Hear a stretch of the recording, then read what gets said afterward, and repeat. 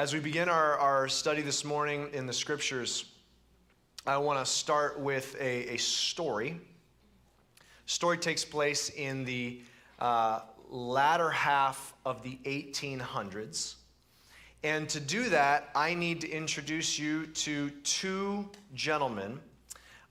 These two men go by the names of Othniel Marsh and Edward Cope.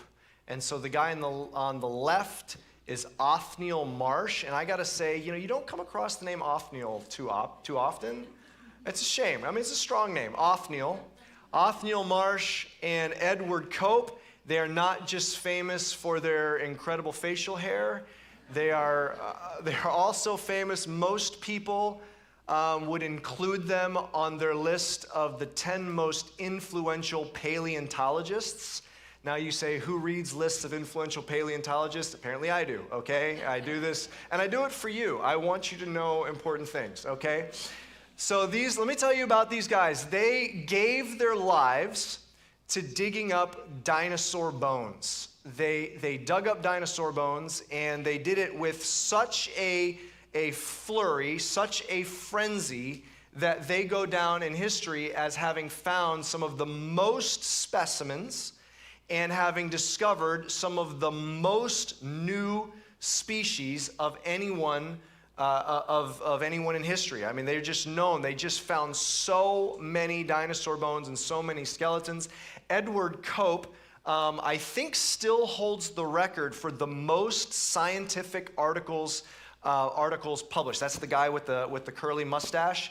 I think he still holds the record. It was something like 1,500 scientific articles published, because he would just write these as he found new discoveries and new dinosaurs. And they named many dinosaurs as well. Now, Othniel Marsh, the guy with the humongous, awesome beard, he is remembered for finding some of the more popular dinosaurs we think of today. So actually, let me show you the skull of a dinosaur he found. It's this skull right here. He was the first to name this dinosaur. Okay, quick dinosaur trivia. What dinosaur is this? Well done. That is a Triceratops. And he's the one who actually named that dinosaur. And he also named this dinosaur, the Stegosaurus. He found those, and so they started out in their relationship. They met in their studies in Germany. They were from the United States, went over to Germany to study paleontology, and they became friends. They came back to the United States to start digging all around throughout the United States for dinosaur bones. Actually, Marsh, the big beard guy, I'll just call him Bearded Marsh so we can keep these straight, okay? Bearded Marsh, he became the first professor of paleontology ever. He was at Yale, or at least here in the United States. He was at Yale. And Edward Cope was they're both going all around the country trying to get bones. And it's not just finding dinosaur bones that's the tricky part. It's finding them, figuring out what it is, and putting it together, and then you get to name it. They wanted to name these dinosaurs. So they were still kind of cordial friends because they had been classmates. And so Edward Cope, the guy with the mustache, so Mustache Cope, he actually named one of his first finds after Marsh. Marsh appreciated that. So the next year, he found a dinosaur, and he named it after Cope. And we have a beautiful kind of bromance starting to happen here between these two guys. But then things went a little south. Edward Cope found what's called an Elasmosaurus. Elasmosaurus, probably not one of the dinosaurs you had on your jammies as a little kid, okay? Not one of the more famous dinosaurs. And I say little kid, maybe you still have dinosaur jammies, and who am I to judge that, okay? What does an Elasmosaurus look like? Here's a skeleton of Elasmosaurus. He discovered this and put all those bones together, which looks like a pretty meticulous job. That's a lot of vertebrae right there. And he put all those together. He brought his friend Marsh to see this. He had already written that up. He had already printed it up. and published it. It was getting spread around the academic community with including drawings and sketches of the Elasmosaurus. And Marsh looked at it. He was hoping to impress his friends. His friend Marsh looked at it, Bearded Marsh, and he said, hey, I think you've got the skull on the wrong side, which is pretty embarrassing because of like how dramatic this dinosaur is. And he says, what? No. And they had this long argument, so they bring in a third paleontologist who took the skull, put it on the other end of the skeleton, which is how it is right now. And at that point, Cope was humiliated and realized that he needed to go find all of the articles that he had published with the sketches with the head on the wrong end and tried to buy all of them up. He was very, very embarrassed. That put a little bit of a wrench into their relationship, but things went really bad one day when Mustache Cope invited Bearded Marsh over to a quarry where he was finding tons and tons of dinosaur bones. And while there, Marsh met some people, and behind Mustache Cope's back, Bearded Marsh made an arrangement so any more dinosaur bones they find at this quarry that Cope kind of felt like he had proprietary rights over would be sent not to Cope, but to Marsh at Yale. At that point, the friendship was over, and a feud started that would last the rest of their lives. Now, how bad was this feud? Well, they sent nasty letters back and forth to each other. They also talked trash about each other pretty viciously out in the open, in public. It even actually was in the newspaper. These were two very high-profile individuals, and now they're tearing each other down, criticizing each other.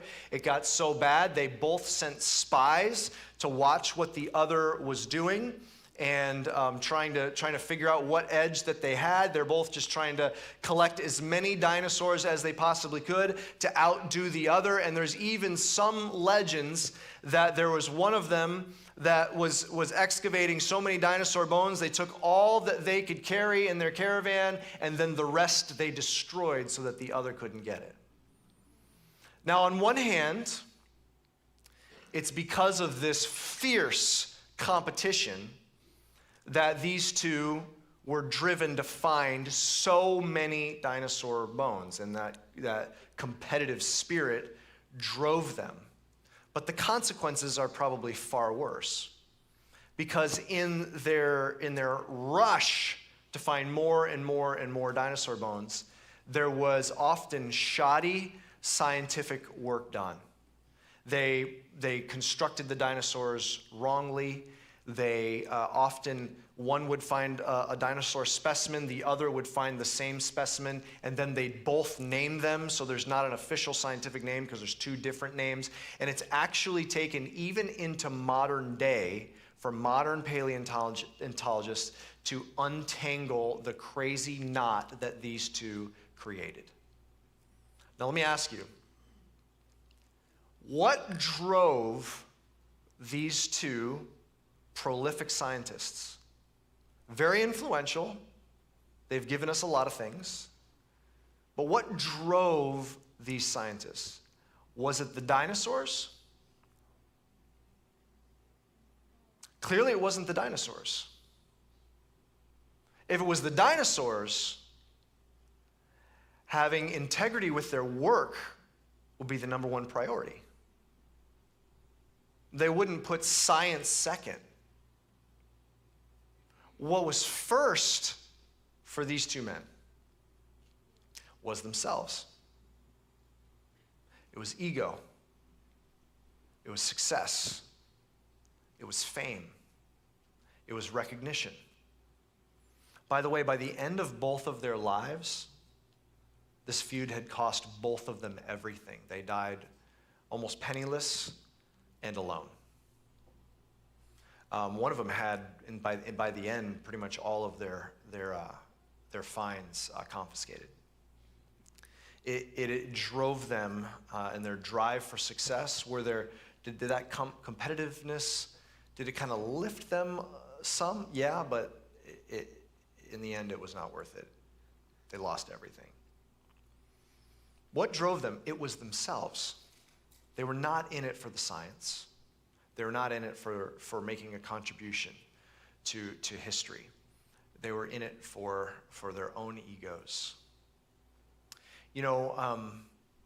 That is an important question every single Christian has to answer about their leadership. These two men were very, very influential, but they leveraged their influence for themselves. Very important question every Christian has to ask themselves and has to answer authentically. What am I leveraging my influence for? Now let's just define what we're talking about just right up front. We often think about leadership as a position or a title, but as you know, let me remind you, leadership is not about a position or a title. Leadership is about influencing those around you. In fact, in a marketplace setting, in a meeting, often the most influential person in the room is not the person with the title. It's not about having a title or a position. You already have influence. You have influence over your friends. You have influence as a parent. You have influence among your neighbors. You have influence at your place of work. You may be the lowest on the totem pole at work, but you have influence. If you have position, you can potentially have even more leverage for that influence, but anyone can have influence. Everyone does have influence. The question is, how do we leverage that influence? Do we leverage it for ourselves, or do we leverage it for others? I want to take a look at a passage. It's really a book that gives us two case studies. We're going to treat this like a case study. Two case studies, two different leaders, and their lives intersect in the same story. And you'll see the difference between leveraging influence for yourself or leveraging influence for others. And the story is in the book of Esther. Now, I wish we could go through the entire story. I'm going to have to summarize portions of it, and then we'll drill down into one part of it. But let me just give you the background of this book. This book is set in Persia, ancient Persia. Persia is the world power. One of the largest kingdoms in world history was the Persian kingdom. In biblical history, this is positioned towards the end of the Old Testament, is where it takes place. This is long after Abraham and Moses and David, long after the Babylonians have destroyed Jerusalem and taken people back into exile. The Persians then overcome the Babylonians, and they become the world power, and it's in the Persian reign that they start sending the Jewish people back to Jerusalem to rebuild the walls and the temple under leaders like Ezra and Nehemiah. It's under that Persian reign that we have the story of Esther, or her Hebrew name Hadassah, and King Ahasuerus. Now here's how this plays out. We open the book of Esther, and King Ahasuerus has his wife, Queen Vashti, makes a decision he does not like, so he basically dethrones her, and he begins looking for another woman to add among his harem that he will then raise up as positionally the queen. So he has his people go throughout all of his kingdom, finding available single ladies to bring them into his harem. Just if you've heard the story and you've heard it was a beauty contest, it definitely was not a beauty contest. They're being brought into his harem. He will then select one of them to become queen. Now, as the story plays out, he selects this Jewish woman, Esther, to become his queen. So now there's a Jewish young lady who serves in that position. Now, a little bit about Esther. Esther is an orphan. Both of her parents have passed away. She's being raised in the family of one of her relatives, a man named Mordecai, who actually works in the palace. He has raised her up, and so he actually works there too and is trying to keep an eye on his cousin, Esther. So we're going to pick up the story in Esther Chapter 3. Open with me to Esther chapter 3. We're going to pick it up in verse 1.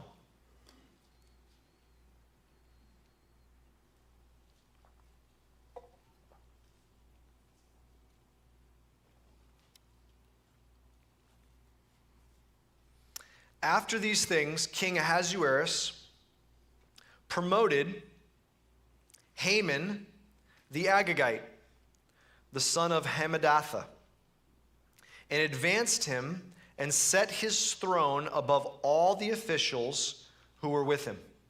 And all the king's servants who were at the king's gate bowed down and paid homage to Haman, for the king had so commanded concerning him.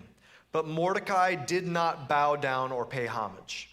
Then the king's servants who were at the king's gate said to Mordecai, "Why do you transgress the king's command?" And when they spoke to him day after day, he would not listen to them. They told Haman in order to see whether Mordecai's words would stand, for he had told them that he was a Jew. And when Haman saw that Mordecai did not bow down or pay homage to him, Haman was filled with fury, and he disdained to lay hands. He disdained to lay hands on Mordecai alone. So as they had made known to him the people of Mordecai, Haman sought to destroy all the Jews, the people of Mordecai, throughout the whole kingdom of Ahasuerus. Let's pause there just for a second. What's happening here? Well, you've got Haman.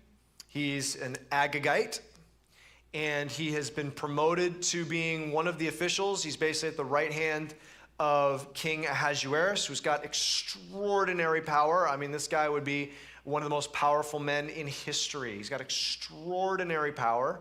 And you've got Haman. This Agagite has been raised up to his right hand.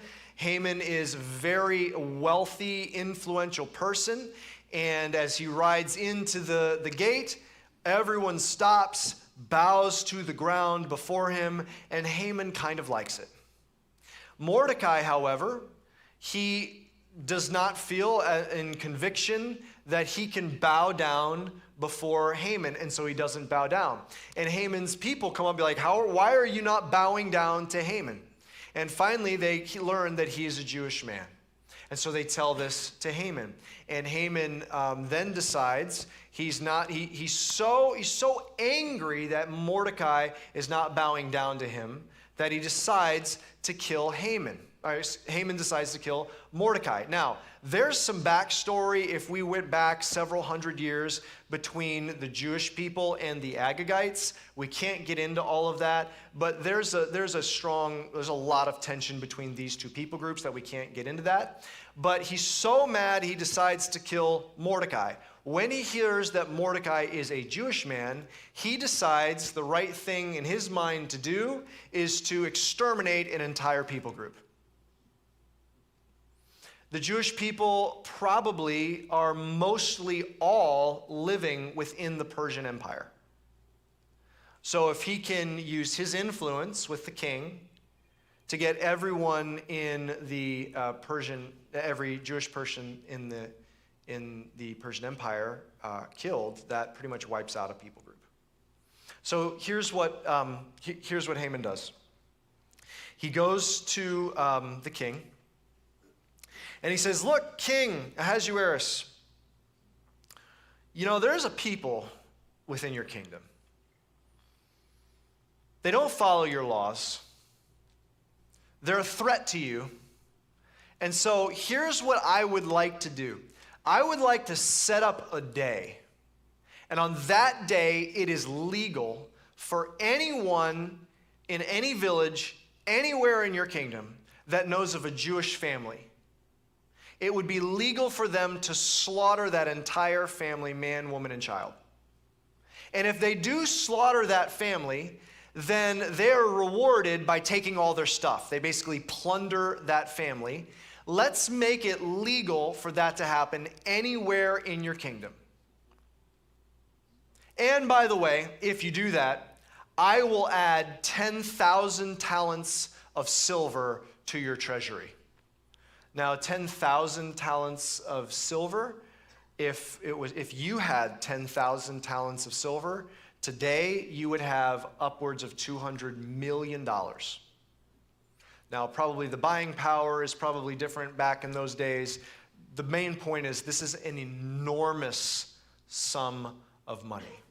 Now, maybe when Ahasuerus heard the whole bit about the talents, he liked the idea and signed it into law. It then goes to every part of the kingdom, and now all of these cities are gathering together, and they're hearing this rule being read that on a certain day, a few months' time from now, when on that day you can kill anyone who's a Jewish person, and you can take all their stuff, which you can imagine how that just turns the whole kingdom in an uproar. You can imagine the tension in every village, every city throughout most of the known world at that time.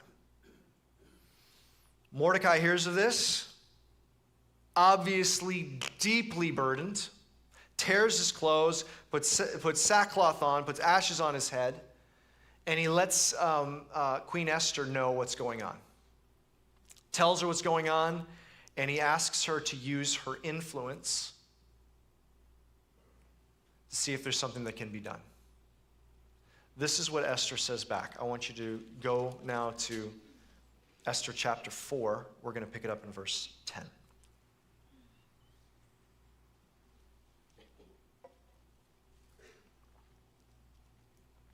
Then Esther spoke to Hathach and commanded him to go to Mordecai and say, all the king's servants and all the people of the king's provinces know that if any man or woman goes to the king inside the inner court without being called, there is but one law to be put to death, except the one to whom the king holds out the golden scepter, so that he may live. But as for me, I have not been called to come in to the king these 30 days. Esther says, look, Mordecai, it's not that easy. I don't just waltz into the king, okay? Remember the character of someone like Ahasuerus.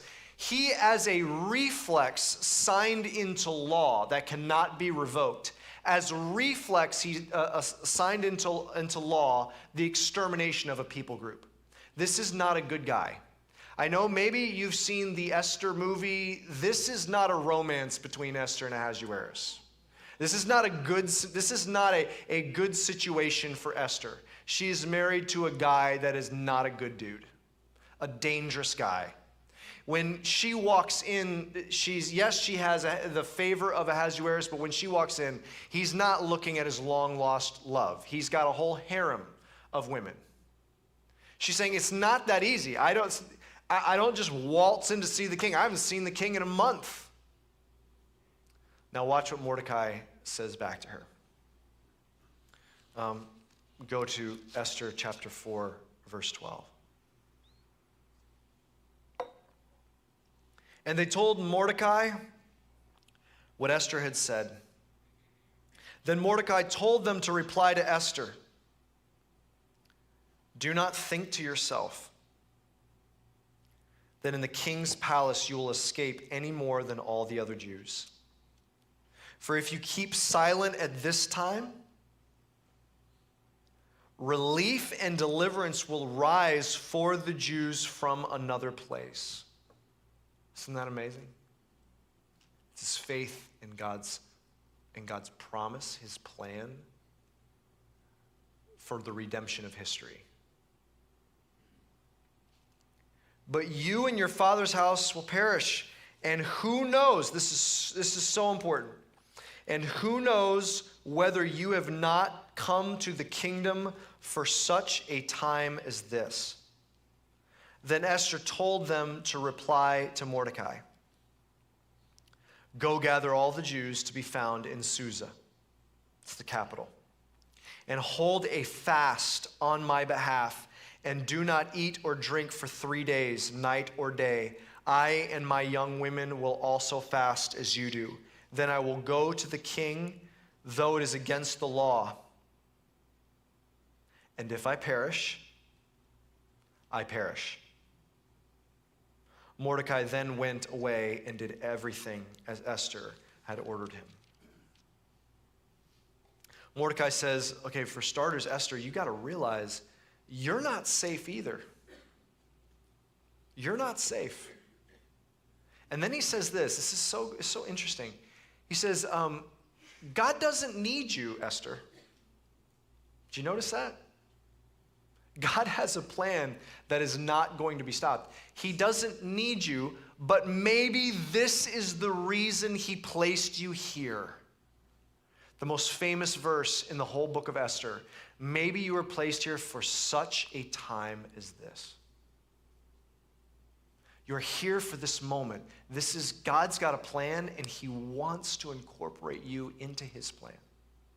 He's placed you here, Esther. And I think it's that last part that connects with her because, she is in the palace. Most people in the palace do not know her Jewish background. She's got better odds of just staying silent and seeing what happens in the palace than going before the king. But she says, if I perish, I perish. She realizes this is what God has called her to do. She's going to risk her life. She's going to leverage her influence for others. And then she says, but please get all of the Jewish people in all of the capital city of Susa to pray and fast for 3 days. And on the third day, I will go before the king. So let me tell you how the story plays out. They all pray. They all fast. Esther walks in before the king. And by God's grace, the king extends the scepter to Esther. Esther uses God-given wisdom. Her plan for this is absolutely brilliant. The way she's going to expose what's going on to the king, God just gives her wisdom. She has a wonderful strategy on how to do this. I can't go into all the details, but eventually she exposes the plot. And she creates a scenario where it's just her, the king, and Haman there at a banquet. She exposes the plot. She exposes her identity as a Jewish woman and exposes the plot that Haman had plotted against all of the Jewish people. In fact, by the way, Haman had actually built a gallows specially for Mordecai, the one who wouldn't bow to him. This is where Haman's ego is. He was going to not just destroy this people group, but he had a special plan for Mordecai. He built a gallows. Now, we translate that as gallows, but the idea of hanging someone by their neck, that is more of a modern concept. It's not a gallows like if you've ever played the game Hangman and you draw a little gallows. It's not like that. The actual Hebrew word there is tree. It was probably, knowing ancient Persian culture, it was probably a wooden spike. It went 75 feet into the air, and if it's like how Persians operated at that time, it was to impale Mordecai on. That was what he planned for Mordecai. He's sitting there at this banquet. Esther tells the king what's going on, identifies her own heritage as a Jewish woman. The king is outraged. He has Haman removed, and he says, in fact, take Haman and place him on the tree. Place him on the tree that he had set up for Mordecai. And he had specially set this up for Mordecai because in the ancient Jewish law, to be hanged on a tree was the utmost curse. And so he hangs Haman on the tree in Mordecai's place. And then they're left with, well, now what are we going to do about this command? Well, by law, he cannot revoke something he wrote into law. So he commissions a new law.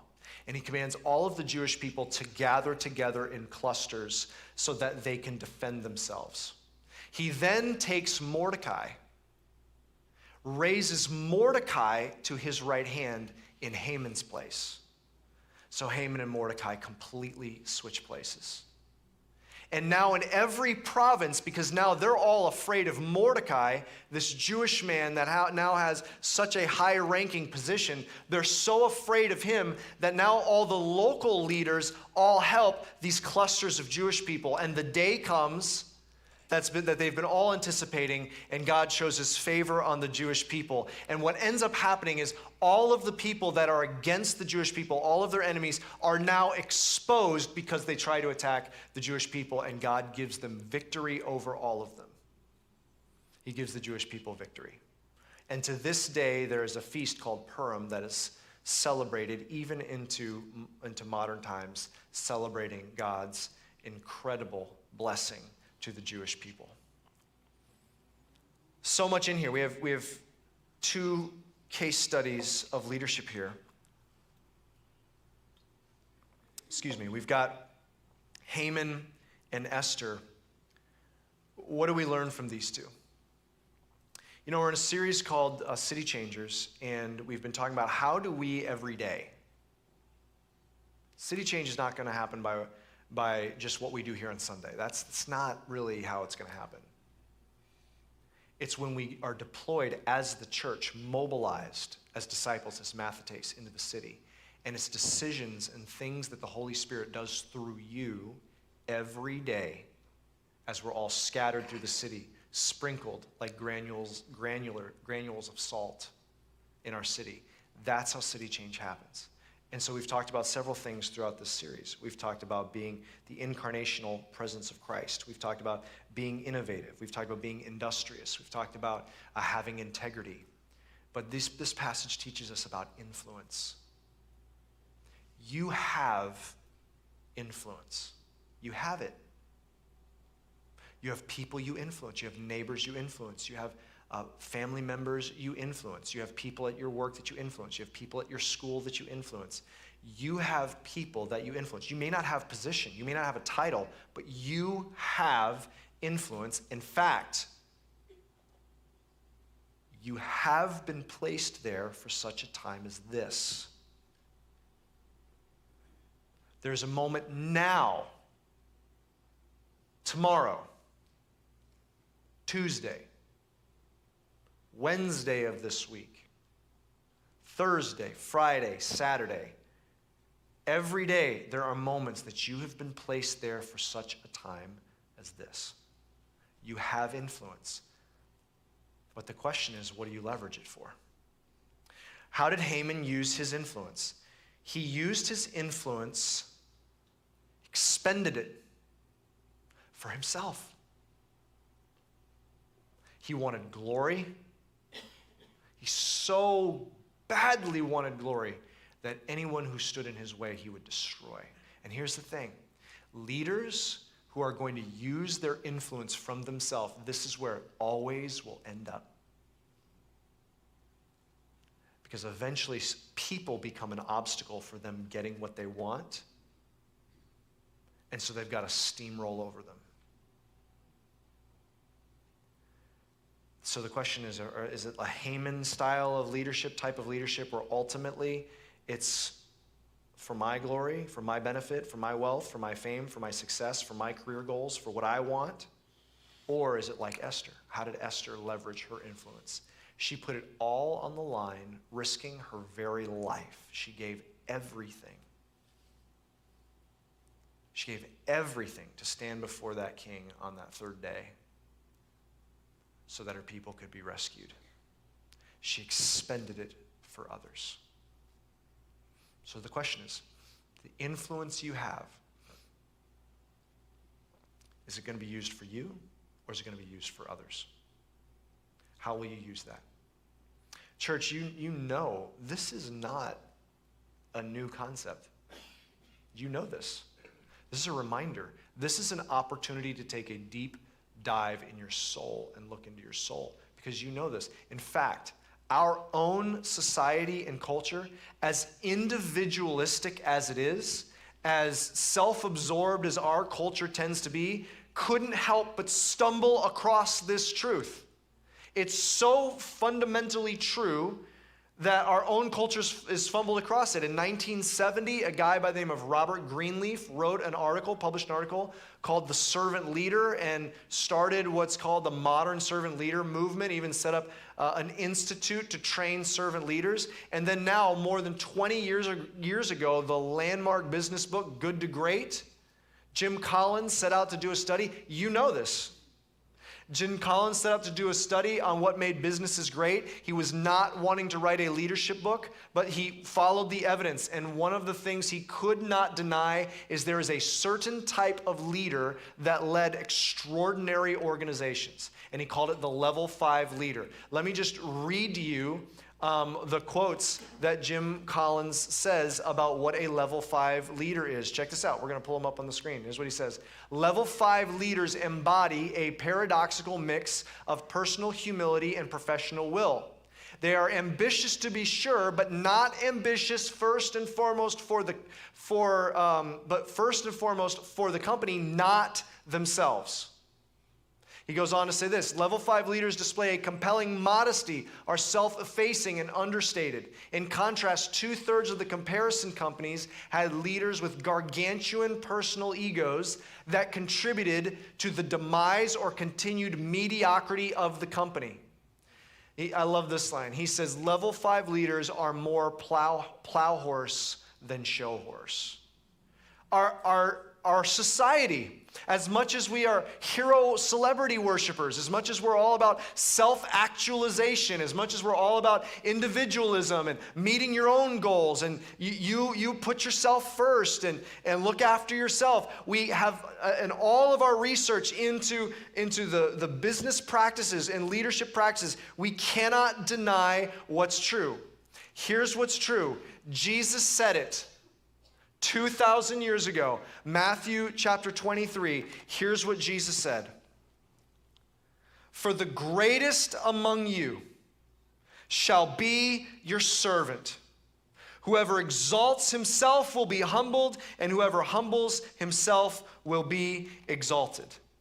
Bottom line, is your leadership for you or for others? If you're tempted to say, look, how could I go about just being for others and not myself? I'll be ruined. Like, how can you get ahead if you're just for others all the time? Well, don't ask me that question. You're going to have to square up to Jesus. This is what Jesus said. And what he said is, who are you banking on exalting you? Do you want to try and exalt you? Or do you want to leave God as the one who's going to exalt you? Let God do it. He's pretty capable. Your influence, it's not for you. Your leadership is not for you. Your position is not for you. Your title is not for you. Your career is not for you. It's not for your goals. It's not for your retirement. It's not ultimately for your comfort. It's not ultimately for you. It's an opportunity to serve others. Tomorrow, you're going to go to work, and you'll be faced with a decision, and it's going to be, well, this is better for me, but is it better for everyone that I work with? This is better for me, but is it better for the company? This is better for me, but is it better for my kids? This is good for my career, but ultimately, is it better for my family? Your life is not for you, it's for God first, and then he tells us it's for others second. Let me ask you this diagnostic question. If you're like, look, how do I know? Like, let's just get a little bit more granular. Let me just ask this one question. When you walk into a room, who in the room are you most drawn to? The people of high capacity or the people of deep need? If you're most drawn to the people of high capacity, it's likely because they can do something for you. But the person that can do nothing for you, that's an opportunity to serve. And that's what Jesus said is the greatest among us is those who serve. What if you, on Monday, Tuesday, Wednesday, every day, walked in and said, who has a need? Who can I serve today? What if you put a reminder on your desk that you're there to serve? What if you wrote down that verse in Matthew 23 to be reminded every day that greatness is not about chasing accolades and wealth. Greatness is following in the footsteps of your Savior Jesus and giving your life to serve. What if you memorized that? What if you thought about it? What if you rehearsed that over and over and over until you stepped into the greatness, the culture of his kingdom and became a servant? I want to close with an example of a great servant. This is a recent article. It was posted just a few days ago by a man named Vasil Ostry. He's a pastor in the Ukraine. And he's talking about why when business leaders and businessmen and other leaders and other people of resources that could leave left, why he, his wife, and his 4 daughters, 16 and under, stayed. This is what he said. In recent days, the events from the book of Esther have become real to us in Ukraine. It's as if the decree is signed and Haman has the license to destroy an entire nation. The gallows are ready. Ukraine is simply waiting. He goes on to say this. Why is he staying? And why is he training his people?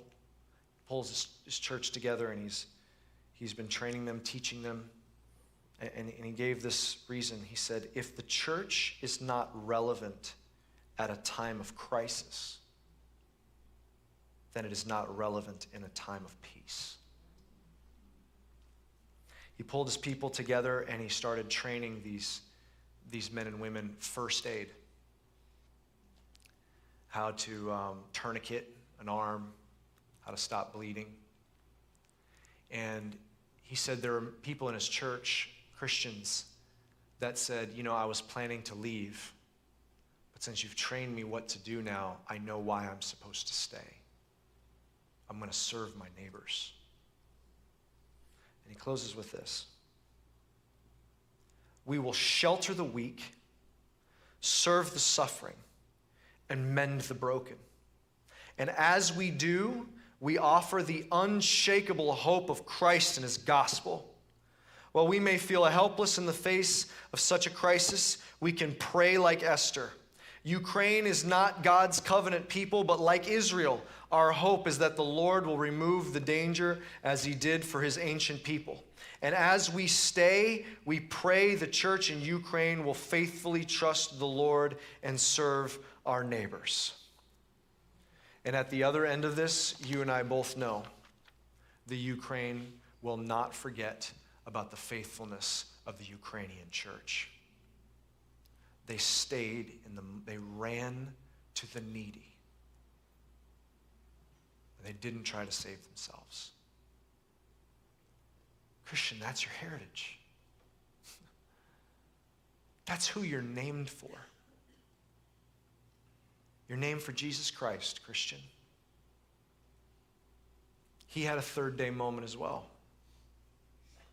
On the third day, his triumphal act set all of us free from sin and death.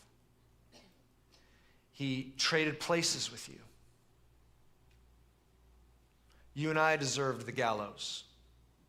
He came from the right hand and took the tree, the curse of the tree. And we who deserved the curse of the tree now sit at the right hand of God with him. We're seated on the throne with Jesus. That is your heritage. That's who we are. And if we dream of having the heroic courage of our Ukrainian brothers and sisters one day, then we sure be able to do it on Monday morning. Some of you, your first step is to embrace the King of Kings and Lord of Lords. And even though he's crowned with many crowns, he is a servant. Surrender your allegiance to the servant king and become a citizen of his kingdom. Let me lead us in a time of prayer. Would you bow your head and close your eyes?